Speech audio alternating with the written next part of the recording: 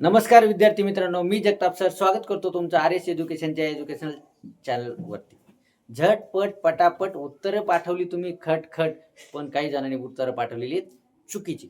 ती कोणती? पाठीमागच्या व्हिडिओचा बोलतो मी. भागाकार शिकवला होता, त्याच्यामध्ये भाज्य, भाजक, भागाकार, बाकी हे सगळं सांगितलं.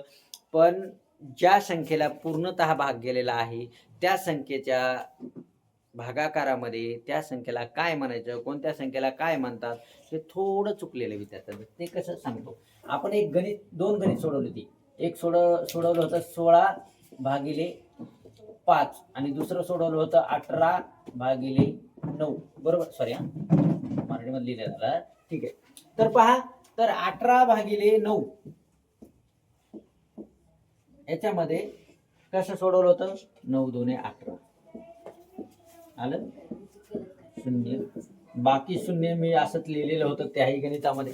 बरोबर आहे, आठवलं का? हा, आठवलं असेल. पण हे जे आहे भाज्य आणि हा जो आहे भाजक, ठीक आहे, हा तर भागाकार बरोबरच आहे, काही अडचण नाही. ओके. पण या गणितामध्ये बाकी आलेले आहे 0 0, त्यासाठी ह्या 18ला भाज्य न म्हणता याला म्हणायचं विभाज्य. सॉरी विभाज्य, बरोबर आहे. ठीक आहे, याला म्हणायचं विभाज्य. आता हा भाजक आहे 9, ठीक आहे, तर याला फक्त लावा, विभाजक. लक्षात ठेवा, याला म्हणायचं विभाजक. भाजक न म्हणता याला म्हणायचं विभाजक, याला म्हणायचं विभाज्य.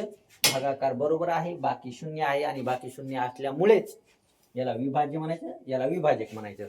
चला, तर व्हिडिओ आवडला असेल तर लाईक करा, शेअर करा आणि हो, चॅनलला सबस्क्राईब करायला मात्र विसरू नका. अशाच कन्सेप्ट मी तुमच्या क्लिअर करीत जाईल प्रत्येक व्हिडिओमध्ये. भेटूयात पुढच्या व्हिडिओमध्ये. तोपर्यंत धन्यवाद, थँक्यू.